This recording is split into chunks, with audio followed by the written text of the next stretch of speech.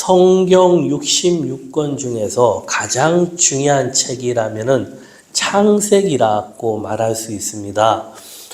창세기에서 1장에서 11장까지 내용이 아주 중요합니다. 1장에서 11장까지의 그 내용을 내가 어떻게 이해하고 소화하고 받아들이냐에 따라서 신앙관이 완전 다르게 형성이 되어집니다. 그래서 가장 중요한 부분이고 이런 부분을 바로 소화시키고 이해하는 것이 필수입니다. 아주 기본 중에 기본입니다.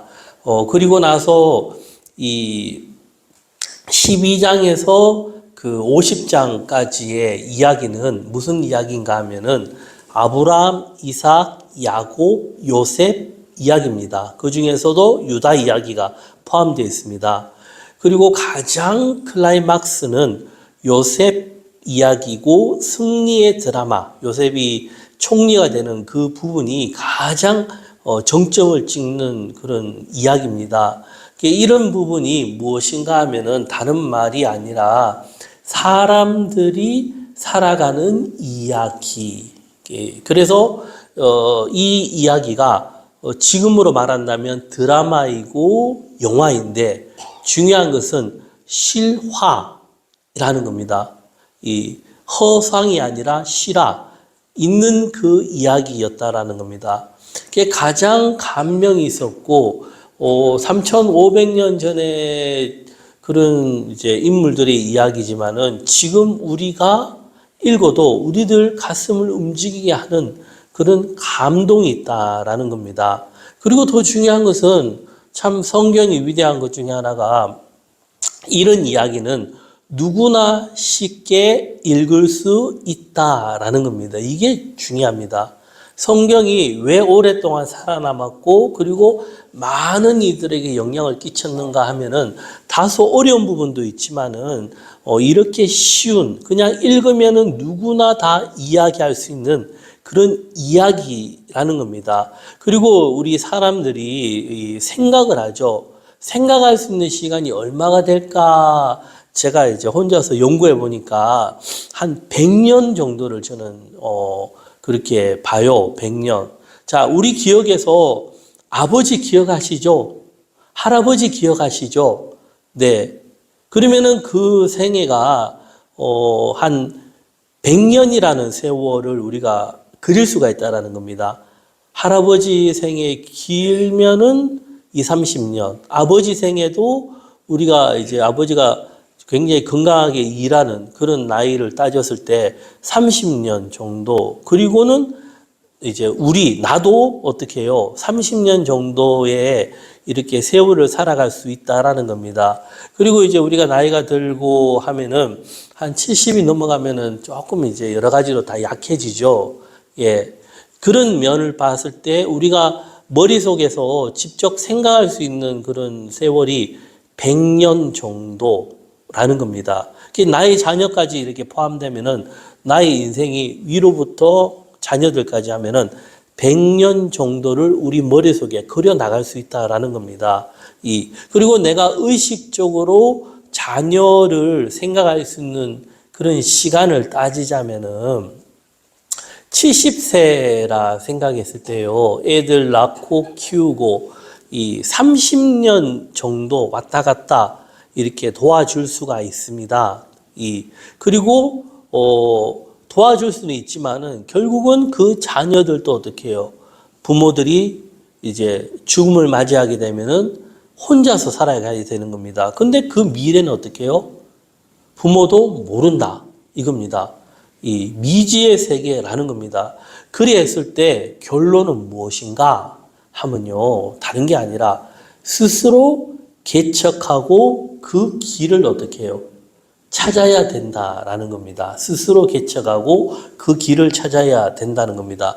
왜 아브라함, 이삭, 야곱, 요셉의 생애를 바로 아는 것이 중요한가 하면은 그들의 인생을 어떻게 해요? 한눈에 우리가 보게 되죠. 아브라함의 생애, 이삭의 생애, 야곱의 생애, 요셉의 생애, 그리고 그들이 어떻게 하나님을 섬겼는가를 우리가 파악을 하면서 배울 수 있는 게 두 가지입니다. 첫 번째는 삶의 지혜입니다. 하나님을 섬기는 사람이 이제 어떻게 살았느냐 하는 삶의 지혜와 두 번째가 이게 중요한데요. 여호와를 경외하는 삶을 우리가 배워야 된다는 겁니다. 그래서 아브라함, 이삭, 야곱, 요셉 이 생애만 해도 4대가 되지 않습니까? 지금으로 말하면은 한 150년에서 200년입니다. 그러면 이 성경을 잘 이해하면요. 아브라함부터 요셉까지 그런 한 200년 전후에 그런 삶을 한눈에 볼 수가 있다라는 겁니다. 이게 아주 중요합니다. 실질적으로. 그리고 그들을 좀 더 가까이 접근해서 볼 수가 있다라는 겁니다.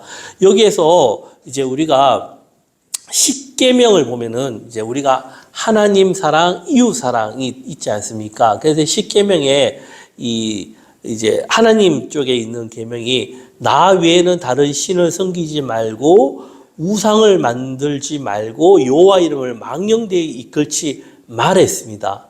이게 무엇인가 하면은 지금으로 말하면은 내 머릿속으로 하나님을 만들지 말라는 겁니다. 이 참 쉽지 않은 겁니다. 성경이 왜 중요한가? 왜 우리가 성경을 읽어야 되고 성경이 기준이 되어야 되는가 하면은 이 하나님의 말씀, 성경을 통해서 하나님을 믿고 상상하면서 경외한다는 겁니다. 다시 말씀드리면요. 하나님을 그냥 교회 좀 다니고 이제 뭐 예배 좀 드리고 내 머릿속에서 어떤 특정한 생각을 가지고 자꾸 하나님을 그리면 그거는 우상이 된다는 겁니다.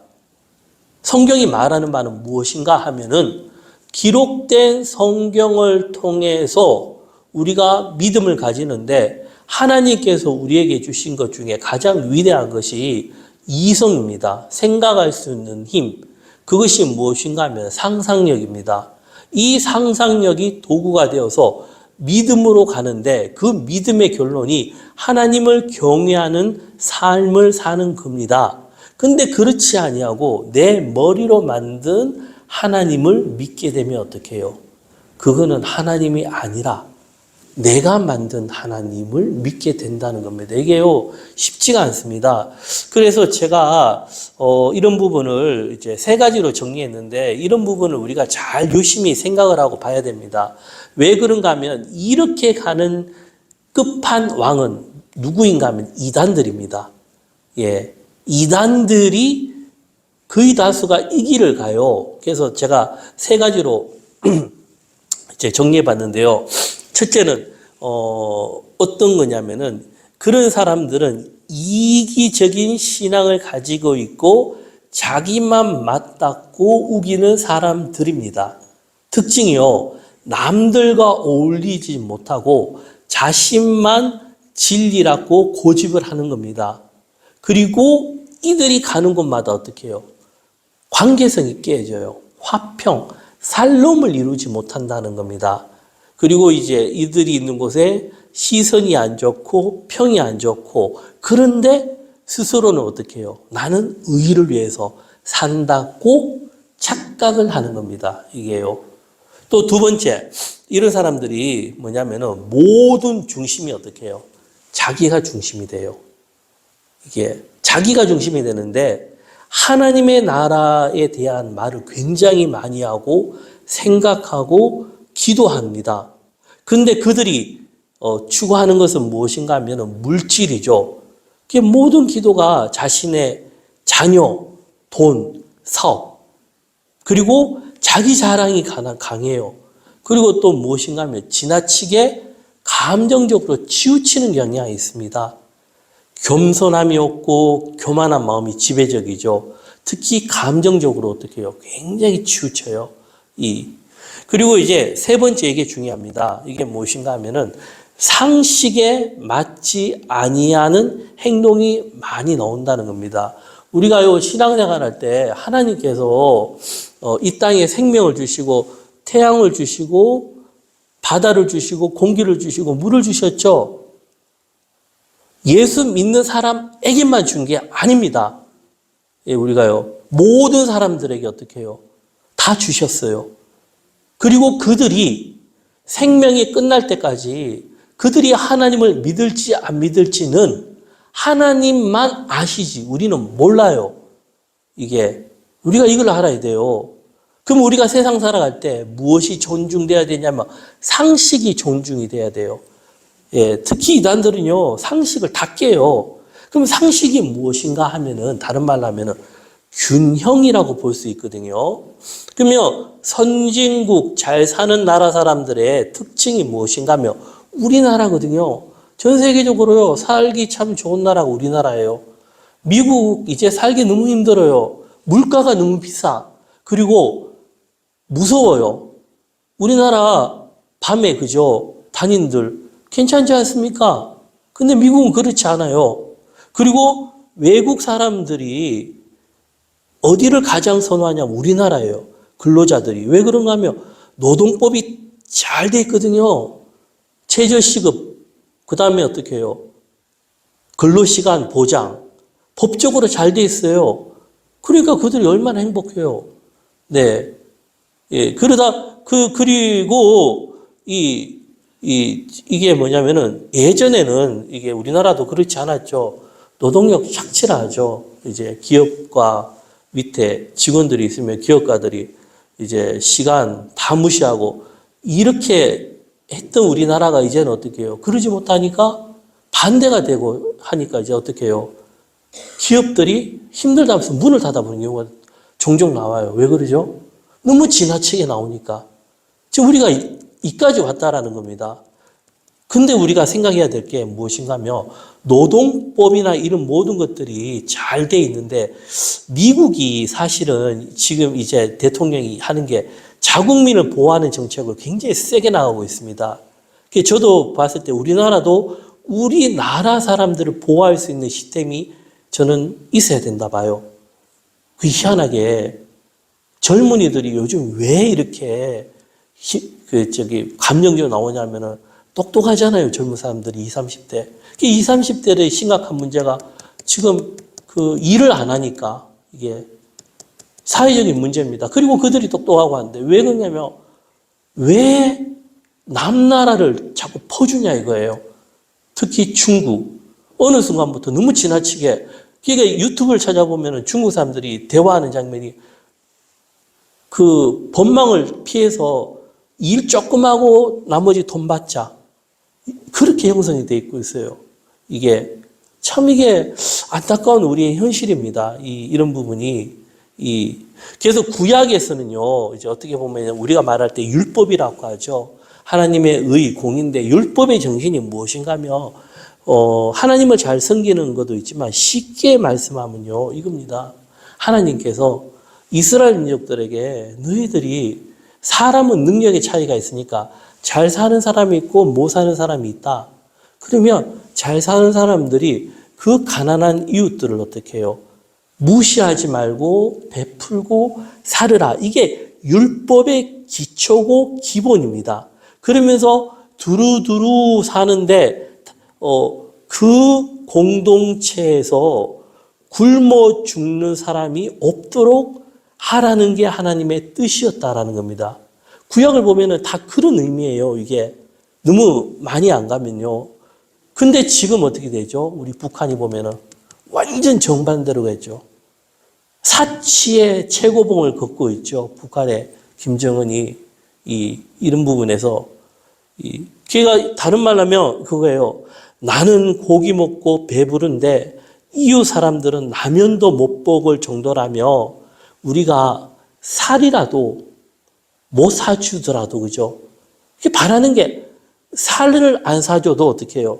라면이라도 먹을 수 있는 사주라는 말도 아니야.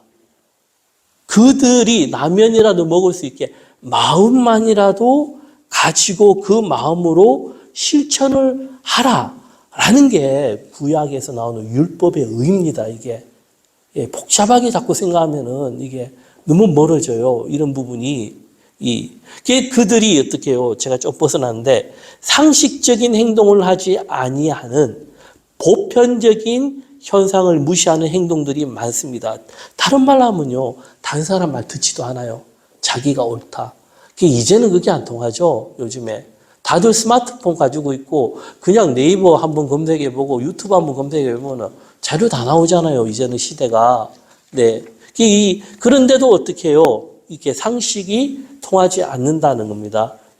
우리가 이런 세 가지 것들을 참, 이런 사람들을 주의할 필요도 있지만, 나도 이런 사람이 되지 않을까. 항상 두루 살피는 게 필요하다 생각되어집니다. 이제 들어가면 아브람, 이삭, 야곱, 요셉의 생애를 보면요.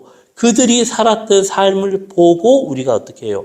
배우는 것이고, 그들이 만난 하나님을 내가 경험하고 간접 체험을 하는 겁니다. 그렇기에 성경이 소중합니다. 그러면 이렇게 보이는 게 어떻게 보이느냐 하면은 창세기 12장에서 50장까지 가요. 다독이 필요해요. 다독. 이게 많이 읽다 보면은 그 스토리 라인이 형성이 되고 눈에 보이는 겁니다. 조금 읽어서 보이지 않습니다. 제가 같이 성경 공부하는 사람들에게 어떻게 하냐면은 성경 통독을 해요. 통독 빠르게 김현수 목사님이 굉장히 잘 읽어요. 그 부분이 1시간 20분 정도 되는데 제가 그래요. 최소 50번 정도는 봐야지 그 흐름이 보인다. 이거예요. 그리고 정독은 30번 이상 읽어야 보이고 내 것이 보이는데 이게 10년 동안 하면 안 돼요. 짧은 시간 내에 집중적으로 보다 보면 아브람, 이삭, 야곱, 요셉, 유다의 생애가 일직산의 한 면으로 보일 때가 있어요. 그리고 그들이 모습이 보이면서 그 드라마를 보는 것처럼요. 그들이 생생하게 살아있는 것처럼 느껴져요. 감정까지도. 그렇게 되면 어떻게 해요? 만나친다니까요. 이게. 그 정도까지 보여야 됩니다. 이렇게 한 번이라도 보이게 되면 그다음부터 연결고리가 형성됩니다. 성경에서. 그렇게 되면 이제 성경의 이제 어떤 부분에 치우치지 않고 폭넓게 보는 그런 시야, 눈이 밝아지는데 다른 말로 하면은 이렇게 해야지 나의 머리로 만든 이야기가 아니라 성경이 말하는 바가 보인다는 겁니다. 이게요, 쉽지 않아요. 우리가 하나님 믿는 것을 너무 쉽게 좀 값싸게 믿는 경향인데요. 예수 믿으면 구원받는다 하고는 아무것도 하지 않아요. 그냥 내 생각대로만 가. 그러면 성경이 필요 없죠. 우리 기독교의 역사가 어떤 역사인가 하면은 성경의 역사입니다.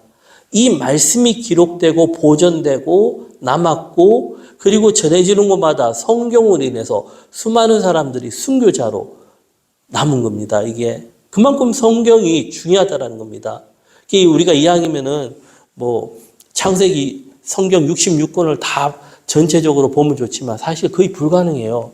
제가 나름 해보니까 이거는 거의 어렵겠다. 웬만큼 독한 마음이죠. 세상 살아가면서 공부하기 힘듭니다. 그럼 하나라도 제대로 하면 어떤 걸까? 이제 창세기 12장에서 50장까지라도 좀 쉬워요. 그리고 해석이 필요 없어요. 이야기가. 그렇게 이제 하면은 참 그 과정이 힘들지만은 그래도 할 만합니다. 그러면은 나에게 주어지는 게 무엇인가 하면 이런 성경을 통해서 하나님을 보는, 하나님을 경외하는 법을 배운다라는 겁니다. 자, 오늘 본문으로 들어갈게요. 창세기 49장 8절에 보면요. 49장 8절. 오늘 말씀 읽었죠? 우리가 다시 한 번 더 읽어보겠습니다. 시작.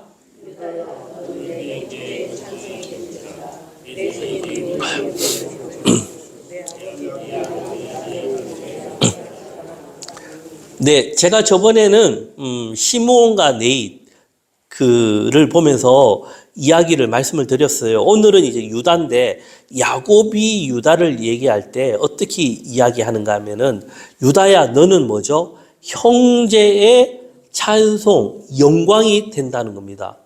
가장 큰 복입니다. 우리가 형제의 찬송이 되고 영광이 되도록 우리가 사는 거가 참 중요합니다. 참 나라가 많이 바뀐 것 중에 하나가 옛날에 보면은 우리가 영화나 드라마를 보거나 책을 보고 이러면은 옛날 사람들은요, 다 아시겠죠, 지금. 형제들을 키웠어요. 도와주고. 그런데 우리가 잘 살면서 어떻게 해요? 형제들을 도와주는 게 없죠, 이제. 예, 이게 시대가 그만큼 바뀐 겁니다.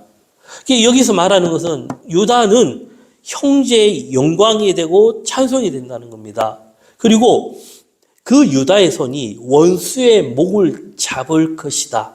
이게 무엇인가 하면은 승리하게 된다는 겁니다.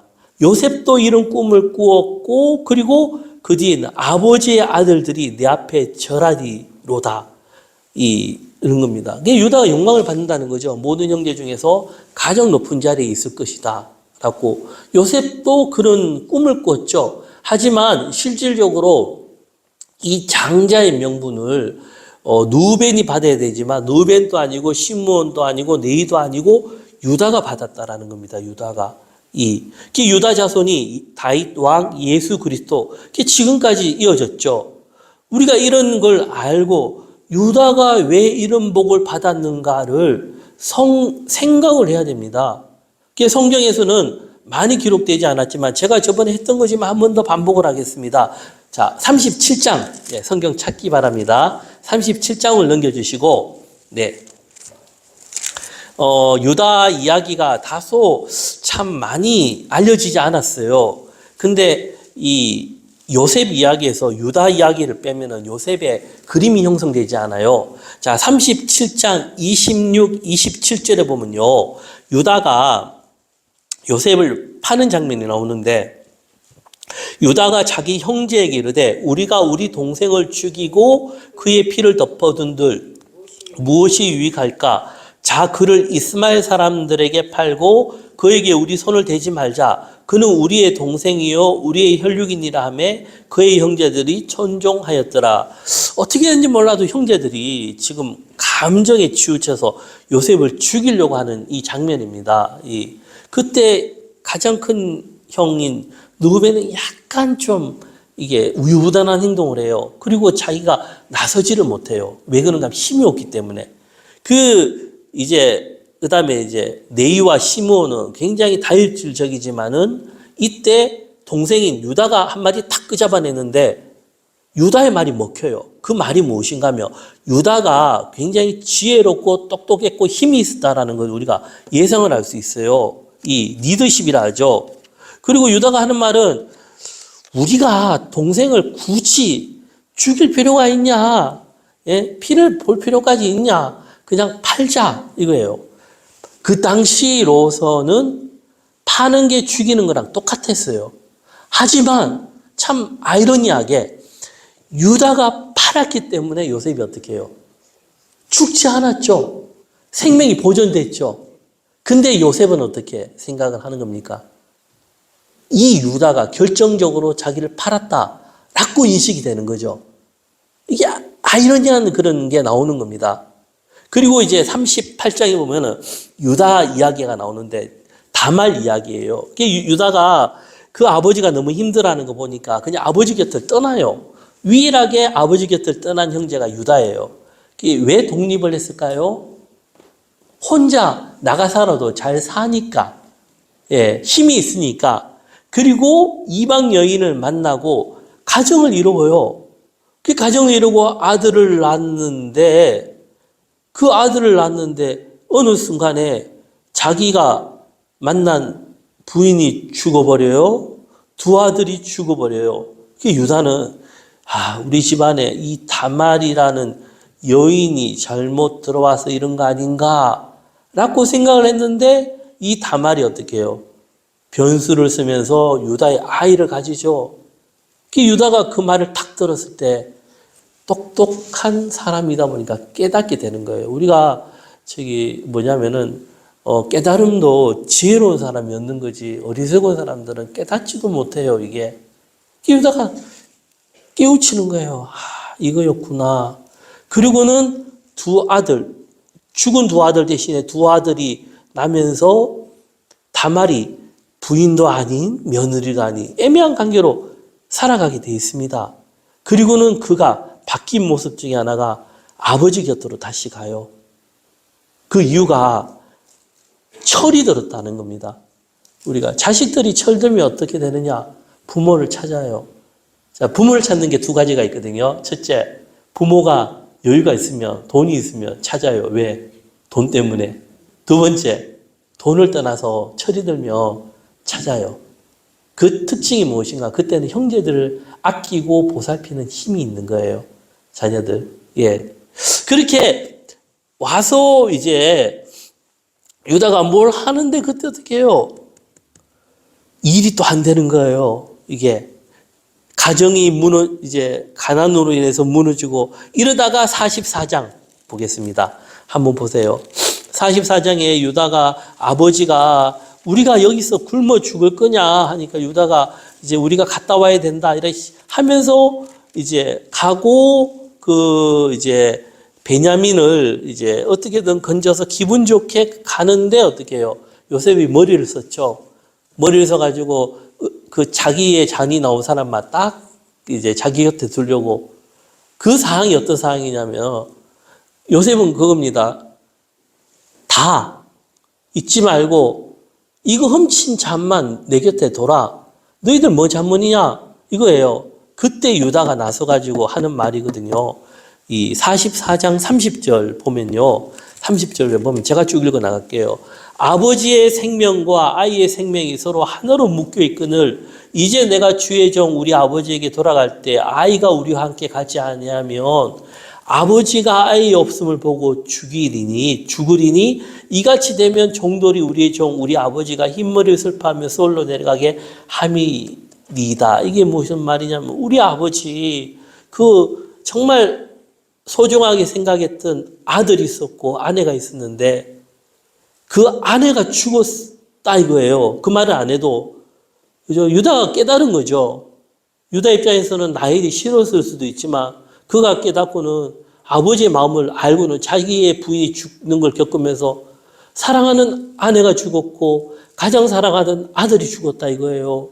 근데 그 아버지가 마지막 남은 아들까지 죽으며 우리 아버지 죽습니다 이거예요. 요셉은 총리죠.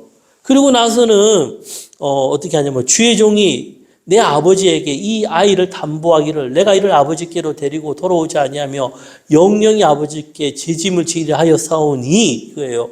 내가 아버지 앞에 약속을 했습니다. 그리고는 어떻게 이제 주의 종으로 그죠? 유다가 이 아이를 대신하여 베냐민이죠. 머물러 있어 내 주의 종이 되게 하시고 이 아이는 그의 형제들과 함께 올려 보내소서. 그리고는 이 아이가 나와 함께 가지 아니하면 내가 어찌 내 아버지에게로 올라갈 수 있으리까? 두렵건대 제가 내 아버지에게 미침을 보리이다. 유다가 아버지 마음을 이해한 거죠. 그리고 어떻게 하죠? 이 베냐민 잘못한 거 압니다. 이거예요. 잘하고 잘못하고 하지만 그거 내가 짊어질 테니까 이 아이 보내주세요. 이 아이 안 가면 우리 아버지 죽어요. 우리 가족 다 무너집니다. 그냥 나 혼자 죽고 끝내는 걸로 합시다. 타협을 보는 겁니다. 협상을 하는 거죠. 이만큼 유다가 지혜롭고 판단력도 빠르고 그리고 어떻게 해요? 의리가 있고 이런 인물이에요. 이때 요셉이 어떻게 해요? 그 말 듣는 순간 탁 터진 거예요. 이 나를 판 형님이 이렇게 바뀌었냐? 이렇게 눈물이 쏟아지는 겁니다. 그게 울고는 어떻게 해요? 형님들, 내가 요셉입니다. 참 이렇게 감동적인 이야기가 어디 있습니까? 이게 유다는 어떻게 이제 야곱이 할 때 형제들의 찬송과 영광이 된다는 거죠. 내가 아니라 어떻게 유다는 우리를 살리는 모습입니다. 이게 그리고 49장 다시 갈게요. 야곱이 또 어떤 복을 주냐면은 49장 9절 보면요. 유다는 사자 새끼로다. 내 아들아 너는 움킨 것을 찢고 올라갔도다. 그가 엎드리고 웅크림이 수사자 같고 암사자 같으니 누가 그를 범할 수 있으랴. 사자가 동물의 왕이죠. 아무도 못 건드린다. 이 유다 자손이요. 10지파와 맞짱을 떠도 지지 않는 강인한 용맹이 있었던 겁니다. 이 복을 받은 거죠.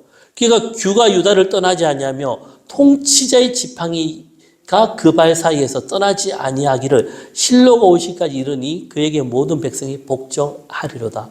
다윗으로 이어졌고 예수님으로 이어졌죠. 야곱이 이런 예언을 한 겁니다. 아우, 대단한 겁니다. 그리고는 그의 나귀를 포도나무에 매며 그의 암나귀 새끼를 아름다운 포도에 맬 것이며 또 그 옷을 포도주에 빨며 그의 복장을 포도즙에 빨리로다. 그의 눈은 포도주로 인하여 붉겠고 그의 입은 우유로 말미암아 희리로다. 이 영광스러운 모습을 어떻게 말합니까? 야곱이 이야기하죠. 네, 우리에게 무엇을 말하는 겁니까?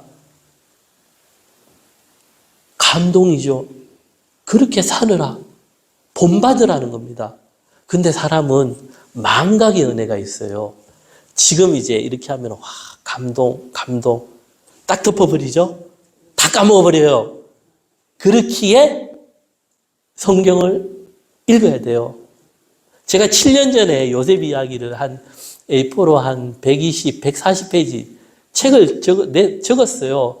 그때 출판사에서 내보니까 누가 참 내용이 다시 적을 수도 없고 애매한데 스토리 라인은 좋은데 뭐 그러길래 일단 책은 안 내고 제가 또 2년 전에 다시 한 번 더 하고 최근에 와가 다시 또 한 번 다 엎어가지고 한 번 더 적어야겠다 이 생각을 또 하고 있습니다. 그만큼 어떻게 요셉 이야기가 은혜스러운데 저는 가면 갈수록 요셉보다도 누가 보이는가 하면 유다가 보이더라고요. 유다의 영광과 찬송은 어디서 온 겁니까? 자기 희생에서 왔다는 겁니다. 네, 이게 예수 그리스도의 마음이라는 겁니다. 네, 우리가 좀 그죠 힘들어도 성경을 읽으면서 이런 은혜를 깊이 받는 우리가 되기를 소망합니다. 기도드리겠습니다.